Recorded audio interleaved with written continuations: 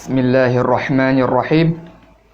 Assalamualaikum warahmatullahi wabarakatuh. Waalaikumsalam warahmatullahi wabarakatuh. Alhamdulillahi rabbil alamin.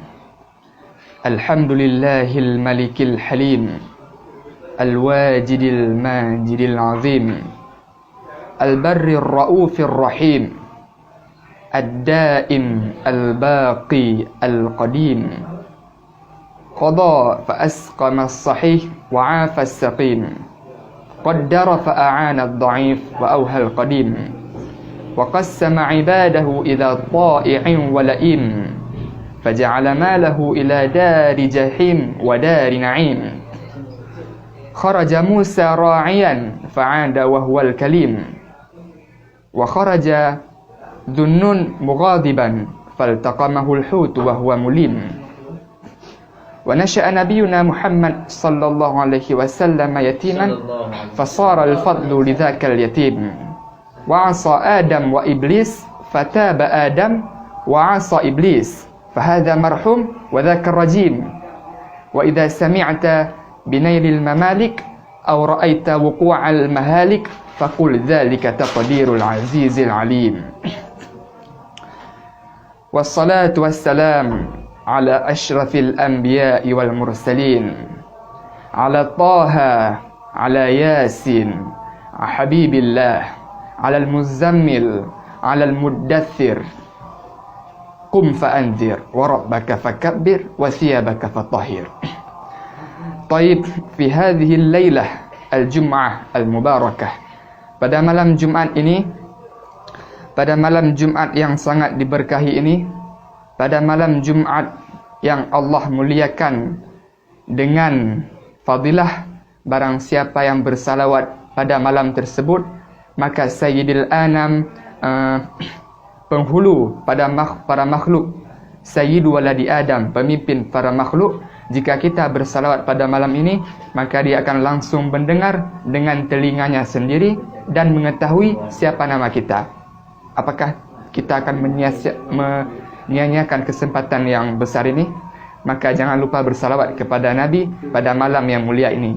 Karena Nabi bukanlah manusia biasa. Nabi adalah manusia yang besar. Bukan cuma orang Muslim yang mengakui kebesaran Nabi, tapi orang Barat juga mengakui. Mereka para al-mustasyriqin, para orientalis yang ingin meneliti tentang Arab, untuk mencari keburukan. Orang-orang hebat di antara mereka, orang-orang yang mengandalkan akal, mengakui kebesaran Nabi Muhammad sallallahu alaihi wasallam. Di antara mereka adalah Michael Hart. Siapa itu Michael Hart? Michael Hart itu adalah seorang penulis Barat, orang Barat yang hebat, orang yang mengandalkan pikiran. Apa yang dikatakan oleh Michael Hart? Michael Hart mengarang sebuah buku yang mana buku tersebut diterbitkan tahun 1978, yang mana buku tersebut berjudul Al-Khaliduna Mi'ah, 100 orang terhebat di dunia, 100 orang yang paling berpengaruh di dunia. Siapa yang dia letakkan di awal? Bukan orang kafir yang diletakkan di awal, bukan dari kalangan mereka yang diletakkan di awal. Siapa yang diletakkan di awal? Muhammad sallallahu alaihi wasallam. Jadi ketika kita telah mengetahui keagungan beliau, maka malam ini jika kita bersalawat, maka beliau langsung yang mendengarnya. Apakah kita tidak ingin seperti itu? Mendapat fadilah yang sebesar itu? Maka bersalawatlah. Allahumma salli ala Muhammad. Allahumma salli ala Muhammad. Baik, pada malam yang berbahagia ini, kita semua telah dikumpulkan oleh Allah. Karena rahmatnya kita dikumpulkan di sini. Karena rahmatnya kita akan berpisah. Karena rahmatnya kita berjuang. Karena rahmatnya lah kita hidup dan kita mati. Dan karena rahmatnya lah kita akan dibangkitkan, InsyaAllah dengan Sayyiduna wa Maulana Muhammad sallallahu alaihi wasallam. Baiklah, pada malam yang berbahagia ini insyaAllah saya akan menjelaskan tentang kitab Aqidatul Awam. Jika kita melihat kitab ini, maka yang terbayang dalam pikiran kita adalah kitab ini adalah satu kitab. Jika terbayang dalam pikiran anda kitab ini adalah satu kitab, maka anda telah salah. Karena dalam kitab ini terdapat dua kitab. Yang pertama, kitab Aqidatul Awam. Yang kedua, kitab Jala'ul Afham Syarhu Aqidatil Awam. Jadi apa beda dua kitab ini? Jadi dulu hiduplah seorang ulama yang hebat yang bernama Al-Allamah As-Sayyid Ahmad Al-Marzuqi Al-Maliki Al-Makki. Jadi beliau mengarang kitab yang bernama Aqidatul Awam. Yang beliau karang adalah syair. Syair itulah sastra Arab, kata-kata yang indah. Jika dalam bahasa Indonesia seperti peribahasa. Jadi beliau As-Sayyid Ahmad Marzuqi mengarang syair. Lalu karena semakin lama orang semakin membutuhkan ilmu, semakin lama orang semakin berada di dalam kegelapan, seperti hadis Nabi, "Ma min 'amin illa wa ba'dahu syarrun minhu." Tidak ada tahun kecuali setelahnya akan lebih buruk daripada sebelumnya.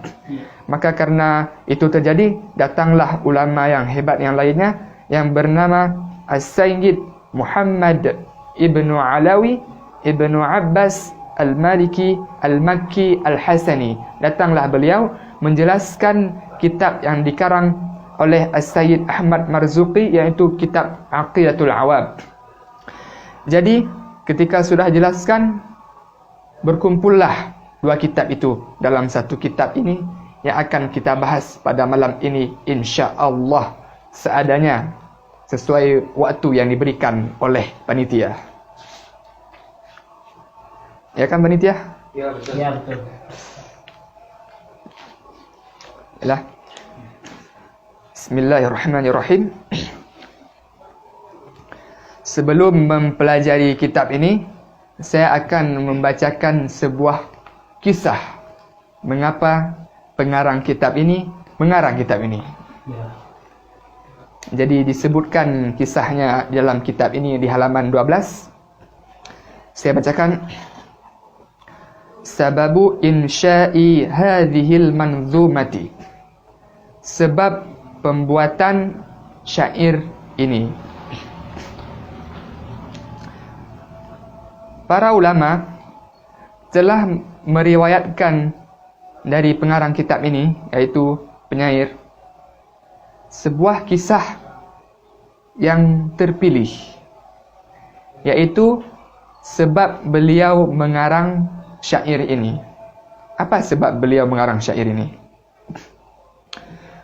Diriwayatkan bahwasanya penyair rahimahullah telah bermimpi berjumpa dengan Nabi Muhammad sallallahu alaihi wasallam dan para sahabatnya berdiri di hadapannya. Lalu Nabi berkata kepada pengarang kitab ini di dalam mimpi pengarangnya, apa yang Nabi katakan? Iqra' manzumatat tauhid allati man hafidhaha dakhala al-jannah. Wahai pengarang kitab, bacalah syair tauhid yang barang siapa yang menghafalnya, maka dia akan masuk surga. Nah, maka penyair membalas jawab kepada Nabi, "Ma tilkal manzumah ya Rasulullah?" Syair yang mana wahai Rasulullah? Maka para sahabat Nabi berkata kepadanya, menjawab, "Isma' min Rasulillah ma yaqul." Dengarlah dari Rasulullah apa yang Nabi katakan. Maka Rasulullah memulai memberitahukan syair tersebut. Maka ketika penyair tersebut mendengar syair yang disampaikan oleh Rasulullah, maka dia mendengar bahwa syair itu adalah syair yang dia karang.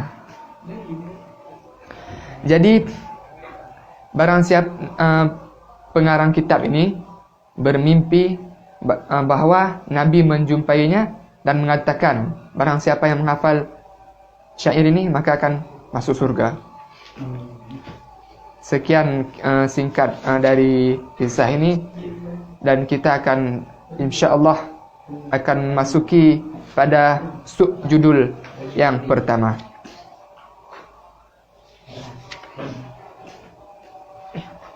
Sebelumnya ada sedikit pembukaan dan saya ingin bertanya-tanya, berdiskusi.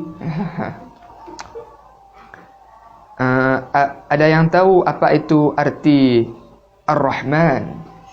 Ya. Ar-Rahman. Ar-Rahman, ma ya'rif. Jadi apa itu beda Ar-Rahman dengan Ar-Rahim? Padahal keduanya dari satu kata yang sama, yaitu rahmah. Bukan rahmat ridha. Itu rahmah. Itulah dia rahmah. Ar-Rahmanir Rahim berasal dari kata yang sama, yaitu kata rahmah, yang artinya menyayangi. Sedangkan orang yang menyayangi itu dinamakan dengan Ar-Rahim, sang penyayang. Jika Ar-Rahim yang terdapat di bismillah itu artinya sang penyayang. Ar-Rahman artinya juga sang penyayang. Lalu apa beda di antara keduanya? Ada yang tahu? Silahkan. Boleh dikomen di sini. Iya. Balik. Oh, di sini.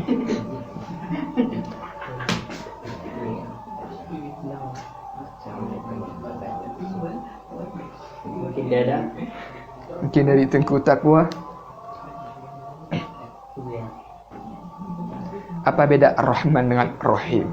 Ar-Rahman, Rahim. Dalam tafsir. Setahu saya, Ar-Rahman itu sifat kasih kepada seluruh makhluk hidup. Sedangkan kata Ar-Rahim adalah sifat kasih yang khusus kepada orang Muslim saja. Apakah betul seperti itu? Benar.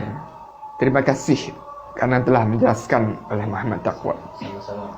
Penjelasan yang sangat bagus dan pemahaman yang sangat indah, bisa langsung diterima oleh akal yang telah disampaikan oleh Muhammad Taqwa.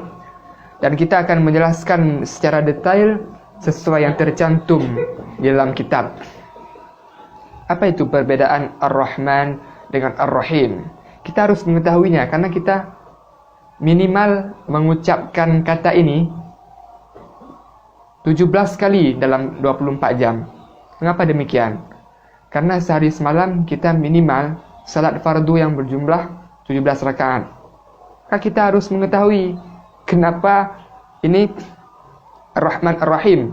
Apa artinya? Ya.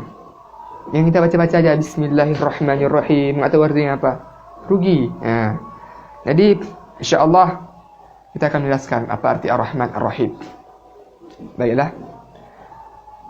Ini adalah penjelasan yang sangat simple. Ar-Rahman itu artinya yang maha memberikan nikmat-nikmat besar. Ya. Ar-Rahman itu artinya yang maha memberikan nikmat besar. Ar-Rahim apa? Yang maha memberikan nikmat kecil. Nah, simple. Simple. Nah, apa itu nikmat besar? Contoh nikmat besar. Yang pertama itu nikmat besar, nikmat iman, nikmat sehat, nikmat pendengaran, nikmat penglihatan. Itu semua nikmat besar. Jadi ketika kita mendapatkan iman, mendapatkan kesehatan, mendapatkan pendengaran, mendapatkan penglihatan, maka yakinlah itu karena Allah bersifat Ar-Rahman, yang maha memberikan nikmat-nikmat besar. Lalu apa contoh dari nikmat-nikmat kecil tersebut? Ya kan? Contoh dari nikmat kecil apa itu? Yang pertama, contoh nikmat kecil. bertambahnya iman, sempurnanya nikmat, luasnya rezeki, pandai, akalnya tajam, pandai, pendengarannya tajam. Itu adalah nikmat-nikmat kecil yang Allah tambahkan. Jadi sekian ketika kita membaca dalam salat Bismillahirrahmanirrahim, itu harus hadir dalam hati bahwa yang kita baca adalah dengan nama Allah yang maha memberikan nikmat-nikmat besar seperti iman, kesehatan, pendengaran, penglihatan, dan dengan nama Allah yang maha pemberi nikmat dengan nikmat-nikmat kecil seperti sempurna nikmat, bertambahnya iman. Kita harus selalu terbawa dalam hati. Baiklah, sekilas tentang penjelasan Bismillahirrahmanirrahim. Dan kita sekarang akan memasuki ke pelajaran utama kita. Baiklah, mari kita mulai pelajaran pertama.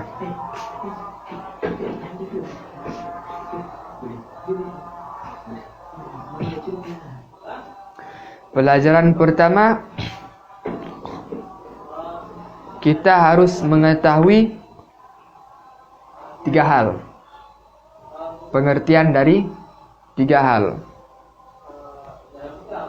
Yang pertama, pengertian dari wajib. Yang kedua, pengertian dari mustahil. Yang ketiga, pengertian dari jaiz. Jadi apa pengertian ketiga hal ini? Salah seorang ulama berkata, yang dipetik dari kitab Kifayatul Awam, berkatalah seorang ulama, man lam ya'rif maqsuda hadhihi thalathatil asya' falaysa bi'aqil. Mohon maaf karena perkataannya kurang lembut, keras. Seorang ulama berkata, barang siapa yang tidak mengetahui pengertian dari 3 hal ini, maka dia belum dianggap sebagai orang yang berakal. Mohon maaf. Jadi pada malam ini saya akan menjelaskan arti 3 hal tersebut ini. Yang pertama, apa itu arti wajib? Ada yang tahu arti wajib?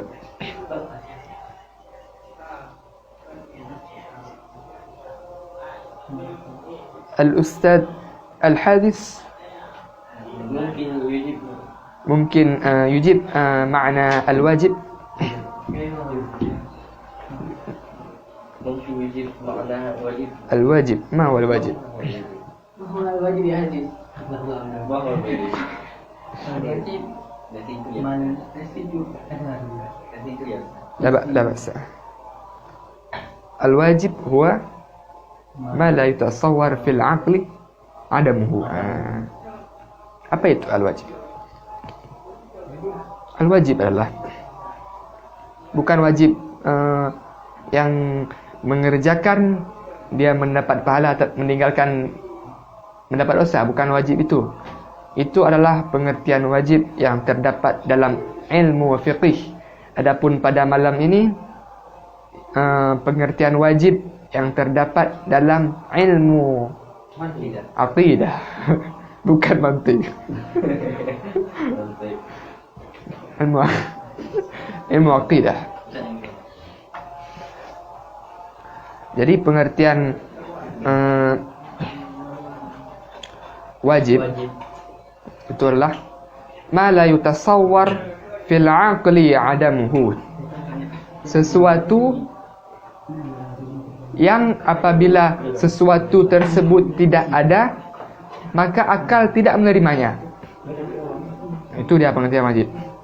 Saya ulang sekali lagi.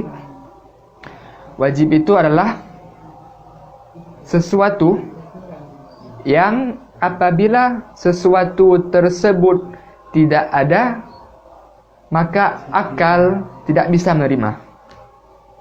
Contoh sesuatu yang wajib adalah adanya Tuhan. Itu adanya Tuhan adalah sesuatu yang wajib. Kenapa? Karena adanya Tuhan adalah sesuatu yang apabila sesuatu tersebut tidak ada, maka akal tidak menerimanya. Itu pengertian wajib. Yang kedua, apa itu pengertian mustahil? Apa itu pengertian mustahil?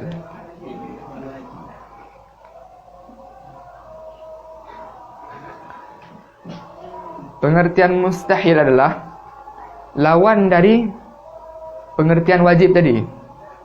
Kalau pengertian wajib adalah sesuatu yang tidak bisa diterima akal apabila tidak ada, maka pengertian mustahil adalah sesuatu yang tidak bisa diterima akal apabila ada. Itu dia.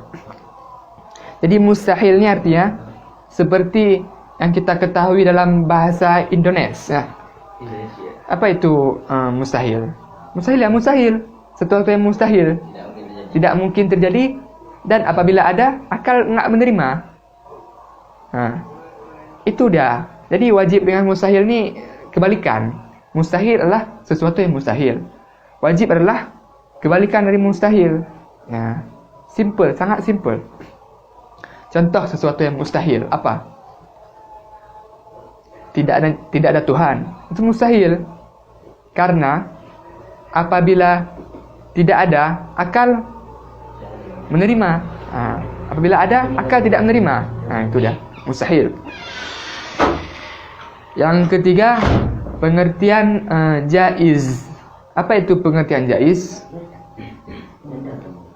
Pengertian jaiz adalah sesuatu yang berada di tengah-tengah wajib dan mustahil ini.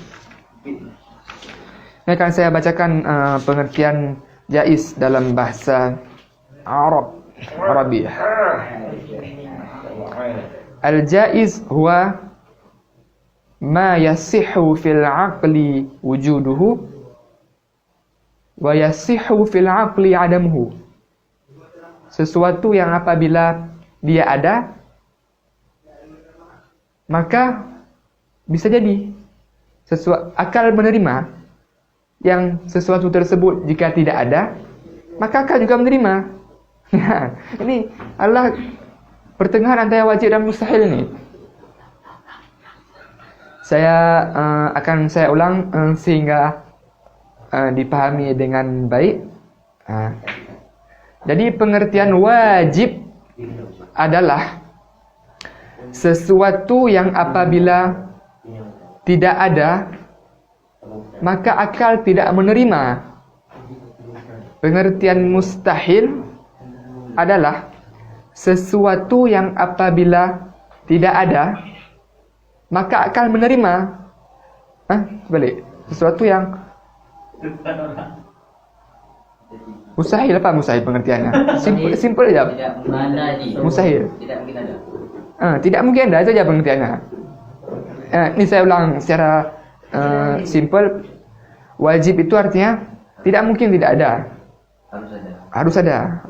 Mustahil itu tidak mungkin ada. Dan kalau nggak bisa dibayangin oleh akal kayak mana adanya. Kalau jaiz itu kalau dia ada mungkin, kalau nggak ada mungkin juga. Misalnya kita malam ini di sini, ini sesuatu yang jaiz nih. Bisa jadi kita ada, bisa jadi kita nggak ada. Bisa dipahami semuanya. Misalnya kita bilang Rahmat Ridha memiliki anak. Maka ketika kabar itu sampai ke orang, bisa jadi dia punya anak, bisa jadi dia tidak punya anak. Dua-dua hal tersebut mampu dicerna oleh akal, diterima oleh akal. Tapi sesuatu yang mustahil, misalnya Allah memiliki anak, itu mustahil. akal tidak sanggup mencerna. Akal tidak sanggup mencerna. Itu dah. Wajib adalah sesuatu yang apabila tidak ada, Itu mustahil. itu dah. Sudah jelas pengertian ketiga-tiga pengertian ini? Sudah. Apakah ada pertanyaan terkait dengan ketiga pengertian ini? Alhamdulillah. Wadih. Wadih kalam? Wadih. Insyaallah. Kita akhiri.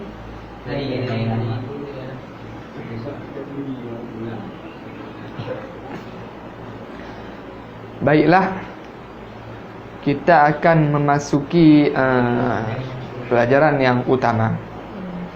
Dari tadi yang utama ya. Jadi inilah yang utama sekarang yang akan saya sampaikan ini. Jadi permata. Jadi inilah yang utama. Terus dia. Pak dia. Jadi sebelumnya kita harus mengetahui apa itu al-aqaidul khamsun. Ya. Fil lughatil arabiyyah. Ma hiya al-aqaidul khamsun? Akidah 50. Apa itu i'tiqad 50? I'tiqad 50. Jadi mari kita perjelas i'tiqad 50 itu. Akan saya perjelas insya-Allah. I'tiqad ada 50. Bagi Allah 41, bagi Rasul 9. Jadi 41 tambah 9 jadinya 50. Nah. Akan kita uraikan 50. Bagi Allah 41. Bagi Rasul 9. Sekarang akan kita uraikan yang 41 ini. Yang 41 ini kita uraikan menjadi 3 bagian. Wajib, mustahil, jaiz. Wajib 20, mustahil 20, jaiz 1. Berjumlah 41. Sekarang akan kita ambil yang pada Rasul 9. Kita bagi 3. Wajib, jaiz, mustahil. Wajib, mustahil, jaiz. Wajib 4, mustahil 4, jaiz 1. Jadinya 9. 41 tambah 9 jadinya 50.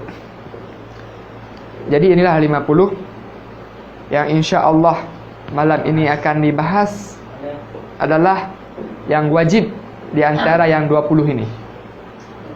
Jadi sifat wajib bagi Allah ada 20. Apa yang pertama? Ada yang tahu sifat wajib bagi Allah yang pertama? Wujud. Benar sekali. Iya. Drama ini. Wujud. Wujud.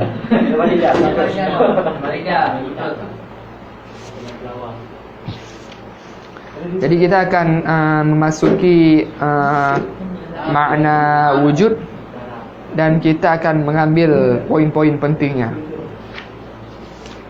Yang pertama, ma huwa al-wujud? Al-wujud bermakna thubutus syai'i. Ma makna thubutus syai'i? Thubutus syai'i adalah tetapnya sesuatu. Maksudnya ada, wujud itu artinya ada. Jadi misalnya kita bilang kursi ini wujud. Arti kursi ini ada.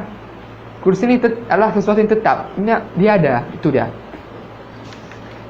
Tapi sudah tentu ada perbedaan antara Tuhan dengan makhluk. Apa perbedaan wujud makhluk dengan wujud Tuhan? Tuhan itu ada. Makhluk juga makhluk. Kita makhluk. Kita ada juga. Jadi apa bedanya?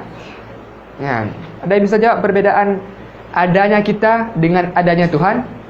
Siapa yang bisa jawab?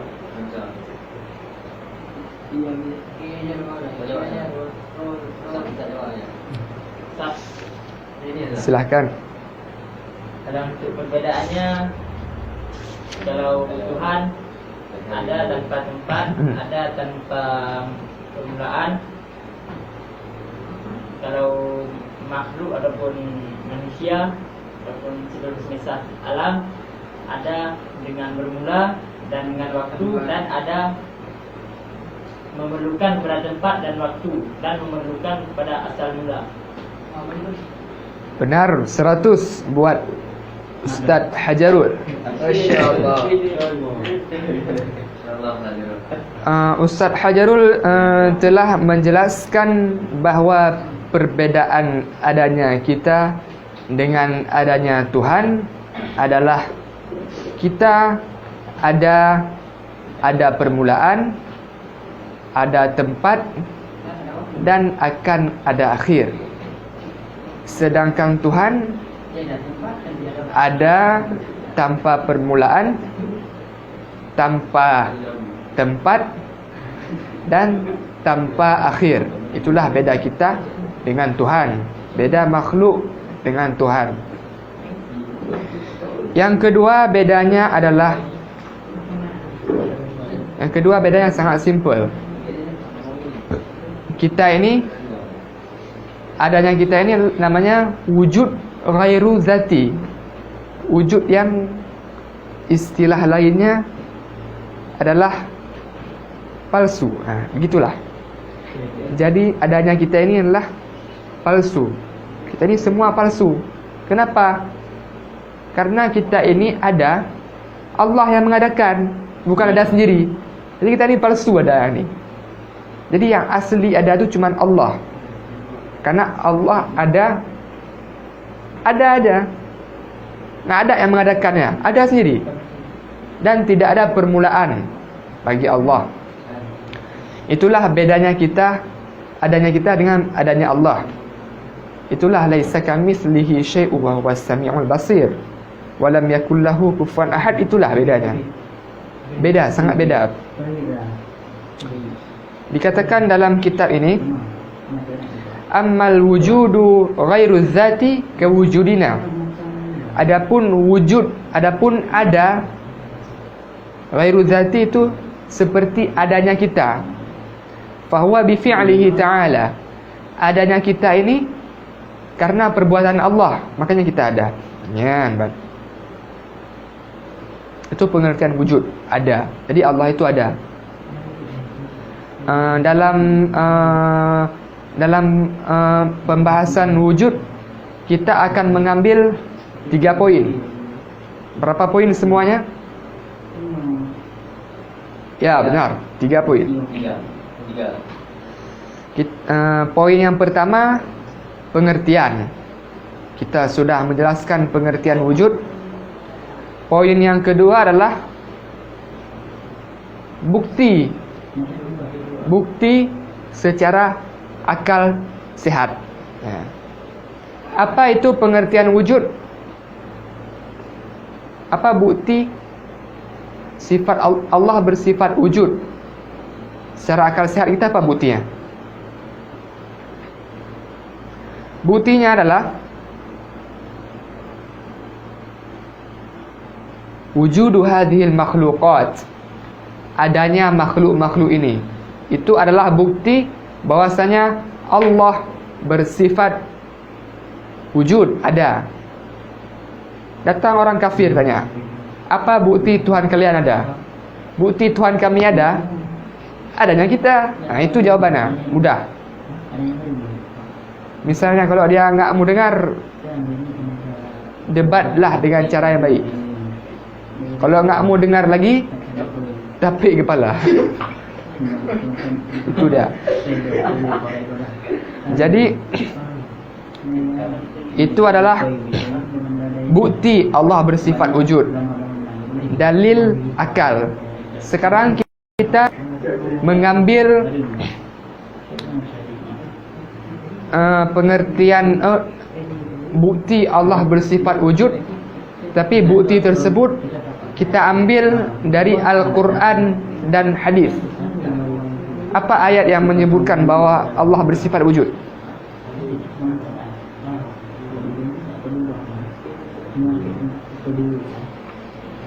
Apa ayat yang menyebutkan bahawa Allah bersifat wujud?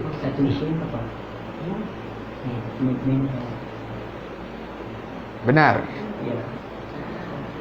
Semua ayat di dalam Al-Quran yang menyebutkan nama Allah, maka ayat itu adalah dalil bahwasanya Allah bersifat wujud. Misalnya ayat kursi, Allahu la ilaha illa huwal hayyul qayyum, disebutkan nama Allah, berarti itulah bukti Allah bersifat wujud. Di surat lain, idza jaa nasrullah, disebutkan nama Allah, itu dah dalil Allah bersifat wujud. Misalnya dalam surat Al-Fatihah, Alhamdulillah, disebutkan nama Allah, itulah bukti bahawa Allah bersifat wujud. Ya.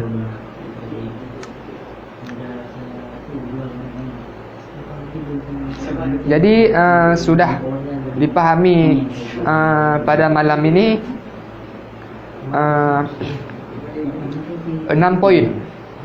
Jadi malam ini yang ingin saya sampaikan ada 6 poin. Yang pertama, pengertian wajib. Yang kedua, pengertian mustahil. Yang ketiga, pengertian jaiz. Yang keempat, pengertian wujud. Yang kelima, dalil wujud secara akal. Yang keenam, dalil wujud secara Al-Quran dan hadis, yang diambil dari Al-Quran dan hadis. Jadi akan saya simpulkan insya-Allah keenam hal ini. Wajib artinya adalah sesuatu yang tidak diterima akal apabila tidak ada. Mustahil adalah sesuatu yang tidak diterima akal apabila ada. Jaiz adalah sesuatu yang diterima akal jika ada, dan diterima juga oleh akal jika tidak ada. Wujud adalah artinya Allah bersifat ada, tetapi adanya Allah dengan adanya kita jauh berbeda. Karena kita ada karena Allah ciptakan, sedangkan Allah ada tanpa ada yang menciptakan. Ya Allah. Yang kelima, bukti bahawa Allah bersifat wujud secara akal apa? Buktinya adalah adanya makhluk-makhluk semua ini. Adanya apa yang kita lihat itulah makhluk. Yang keenam, bukti bahawa Allah bersifat wujud. Bukti dalil dari Al-Quran dan Al-Hadis adalah setiap disebutkan nama Allah di Al-Quran atau Al-Hadis, maka itu adalah dalil bahawa Allah bersifat wujud. InsyaAllah dengan dijelaskannya keenam hal tersebut, maka insyaAllah berakhir pula kajian kita pada malam ini. Adapun yang didengar dari segala kebenaran, jika ada yang ingin bertanya, maka akan dibuka sesi pertanyaan insya-Allah. Ini ada sedikit pertanyaan. Ustaz, tolong diperjelaskan tentang akidah aswaja. Apa itu akidah aswaja? Ahli sunnah wal jamaah. Apa akidah? Manhum yaquluna Akidah Ahlus Sunnah wal Jamaah adalah akidah yang mengikuti dua imam besar ilmu akidah. Siapakah kedua imam besar tersebut? Yang pertama adalah Imam Abu Musa Al-Ash'ari. Yang kedua adalah Imam Abu Mansur Al-Maturidi. Kedua imam besar ini adalah imam Ahlus Sunnah wal Jamaah. Apa itu pengertian as-sunnah? As-sunnah secara bahasa itu artinya lama. Lama artinya. Sedangkan menurut istilah, sedangkan lawannya lama adalah baru. Apa arti baru? Bahasa Arabnya bid'ah. Itu dia. Jadi sunnah ni artinya lama. Bid'ah ni adalah baru. Itu dia. Wal jamaah adalah berkelompok. Mengapa, apa yang dimaksud dengan berkelompok? Nabi Muhammad sallallahu alaihi wasallam telah bersabda, qala la tajtami'u ummati ala dhalalah. Umatku tidak akan berkumpul dalam yang namanya kesesatan. Jadi yang dinamakan dengan Ahlus Sunnah wal Jamaah itu adalah as-sawadul a'zam, kelompok terbesar, kelompok mayoritas. Jika seperti selain Ahlus Sunnah wal Jamaah itu sedikit. Misalnya apalah misalnya kelompok selain Ahlus Sunnah wal Jamaah yang sedikit. Yang sedikit itu tidak dianggap karena la tajtami'u ummati 'ala dhalalah. Karena umatku tidak akan berkumpul dalam kesesatan. Jadi jika umat Nabi telah berkumpul, maka itu tidak sesat. Karena as-sawadul a'zam yang terbenar. As-sawadul a'zam adalah mayoritas terbanyak, itulah yang benar. Ya. Jadi yang dimaksudkan dengan hadis umatku akan berpecah dalam 73 golongan. Satu golongan masuk surga, 72 golongan masuk neraka. Apa yang dimaksudkan dengan itu? Baiklah, sebelumnya kita harus mengetahui siapa saja umat Nabi Muhammad. Karena Nabi bilang umatku akan terpecah 73 golongan. Jadi umat Nabi Muhammad itu siapa? Umat Nabi Muhammad sallallahu alaihi wasallam adalah semua manusia yang hidup setelah Nabi Muhammad sallallahu alaihi wasallam diutus. Itulah umat Nabi Muhammad. Baik dia Muslim atau dia Kristian atau dia Hindu atau dia Buddha atau dia Katolik, itu semua adalah umat Nabi Muhammad sallallahu alaihi wasallam. Lakin mal farqu? Tapi apa bedanya? Yang Muslim dinamakan dengan ummah ijabah, umat yang menjawab, yang ketika diseru oleh Al-Quran untuk menyembah Allah dan menjadi umat Nabi Muhammad, mereka menjawab sami'na wa ata'na, kami ikut, kami taat, kami mendengar, kami taat, kami masuk Islam. Sedangkan yang lainnya lagi itu dinamakan dengan umat dakwah. Mereka itu umat yang didakwah untuk masuk Islam, tetapi mereka tidak membalasnya. Mereka tetap dalam agama mereka sendiri. Itu umat Nabi Muhammad juga. Jadi umat Nabi Muhammad ada dua, umat ijabah dengan umat dakwah. Umat ijabah ni kita umat ijabah. Umat dakwah itu orang Kristen yang belum memenuhi seruan Nabi Muhammad sallallahu alaihi wasallam. Jadi yang dimaksudkan dalam ayat, dalam hadis 73 golongan, satu golongan dalam surga, satu golongan ini adalah umat ijabah, sedangkan 72 golongan ini adalah umat dakwah. Demikianlah kira-kira akidah aswaja Ahlus Sunnah wal Jamaah. Apakah ada pertanyaan lain? Ustaz, ini ada satu pertanyaan.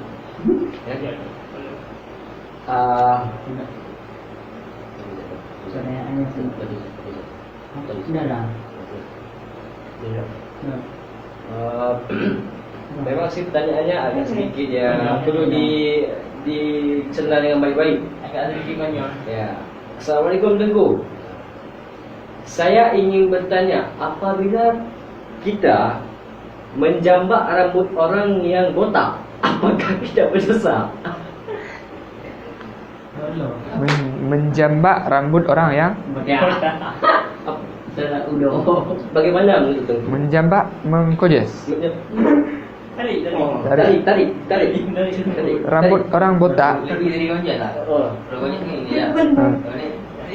Ini menjambak. Rambut palsu. Pertanyaannya bagaimana menjambak rambut orang botak? Orang botak ada rambut, dia nak menjambak. Mungkin yang bertanya itu tidak tahu botak itu tidak ada. Biasanya botak gimana? Jadi Botak tu gondrong. seperti yang dijelaskan oleh Ustaz Mufid Jalil, bahwasanya botak itulah tidak memiliki rambut. Seperti kulit tidak memiliki rambut, itulah botak. Jadi menjambak rambut, bagaimana menjambak rambut sedangkan orang botak tidak punya rambut?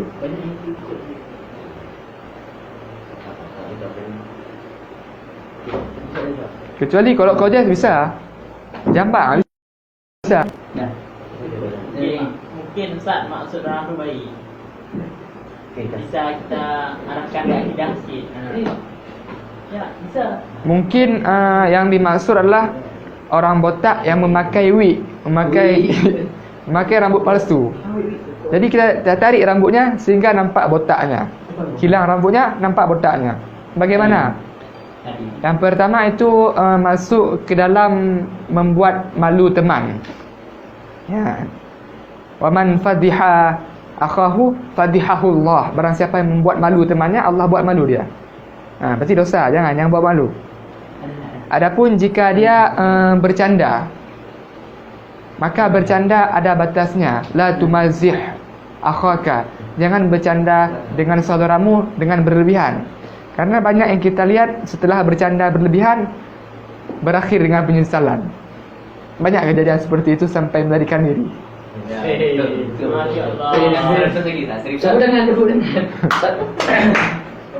Ini soal akidah sedikit. Dalam akidah Ahlussunnah wal Jamaah kita juga meyakini bahwasanya akidah dari Abu Musa al-Ash'ari Abu Musa al-Maturidi, Abu Mansur al-Maturidi menambah sifat takwin pada sifat 20. Ya. Namun apakah ketika bertambahnya sifat takwin tersebut, apakah sifat 20 pada satu? Bagaimana Ustaz? Benar. Jika ditambah sifat takwin, maka akan menjadi 21 sifat wajibnya. Akan tetapi jika kita melihat sifat takwin itu apa? Begini sifat takwin. Sifat takwin itu berhubungan dengan sifat Allah, yaitu qudrah. Apa itu arti sifat qudrah? Sifat qudrah artinya Allah Maha berkuasa. Maksud sifat qudrah adalah Allah mampu membuat sesuatu menjadi ada dan membuat sesuatu menjadi tiada. Misalnya pohon itu dulu tidak ada. Sebelum Allah ciptakan tidak ada. Lalu Allah menciptakan pohon sehingga pohon itu ada. Itulah sifat Allah qudrah, Maha kuasa. Allah mengadakan dan meniadakan dengan sifat qudrah itu. Adapun itu dalam mazhab Imam Asy'ari. Adapun mazhab Imam Al-Maturidi, sifat qudrah itu berhubungan dengan sifat takwin. Karena yang meniadakan dan mengadakan itu dalam mazhab Al-Maturidi adalah sifat takwin. Jadi sifat qudrah ini Allah menyiapkan hal tersebut untuk ada. Misalnya kita siapkan pohon. Ini dalam dibedakan. Yang tadi adalah mazhab Asy'ari. Sekarang insya-Allah saya jelaskan mazhab Al-Maturidi. Mazhab Al-Maturidi sifat qudrah sangat berhubungan dengan sifat takwin. dalam mazhab Al-Maturidi mereka meyakini bahwasanya Allah mengadakan sesuatu dengan sifat takwin. Sedangkan sifat kudrah itu cuman menyiapkan sesuatu yang mungkin untuk menerima dia itu menjadi ada. Itu sifat kudrah dalam mazhab Al-Maturidi. Misalnya sifat kudrah, Allah ingin menciptakan sebuah pohon. Maka sifat kudrah Allah akan menyiapkan pohon itu. Maksudnya membuat pohon itu menerima dirinya untuk menjadi ada. Kemudian Allah adakan pohon itu dengan sifat takwin. Itulah sifat kudrah dengan sifat takwin bagi mazhab Al-Maturidi. Sedangkan bagi mazhab Al-Asy'ari, sifat takwin itu ditiadakan, langsung ke sifat kudrah. Jelas? Jelas. Okay. Mungkin dari penonton ada yang ingin bertanya lagi?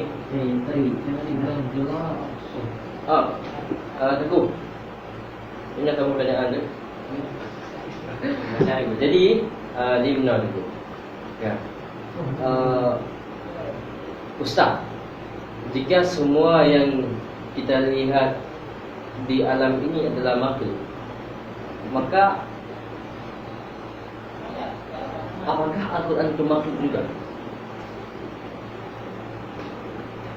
Bagaimana penjelasannya? Inilah penjelasan yang berat. Jangan jelaskan. Mungkin bisa dipersingkat atau tentu pada kalimatnya. Al-Quran itu adalah kalam Allah. Kalam Allah itu bukan makhluk. Karena makhluk sesuatu yang Allah ciptakan. Kalamullah itu bukan makhluk. Kalamullah itu suci dari huruf, suci dari kata, suci dari kalimat, suci dari bina, suci dari i'rab, suci dari kaedah bahasa, suci dari perkataan yang menimbulkan suara, suci dari tulisan. Kalam Allah tidak seperti itu. Adapun Al-Quran itu adalah ungkapan dari kalam Allah. Ungkapannya diungkap dalam bahasa Arab, kalam Allah seperti itu. Tuh, pengertian. Itulah Al-Quran. Jadi Al-Quran bahasa Arab itu makhluk, bina itu makhluk, i'rab itu makhluk. Tapi kalam Allah itu bukan makhluk. Kalam Allah, Al-Quran itu untuk bahasa Arab itu makhluk, tapi Al-Quran bukan makhluk. Bisa dipahami.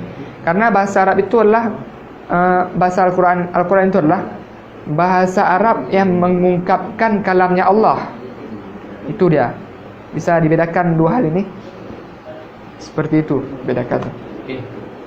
Mungkin dari penonton ada yang ingin bertanya lain. Pertanyaannya mungkin yang berbobot sikit, boleh? Ya, yang sesuai, jangan judul kita tentang akidah ya. Jangan bertanya kenapa bumi itu petak apa bulat ya. Itu di luar subbab kita. Dia sebenarnya makhluk yang berfikir. Kita sebagai makhluk yang berfikir.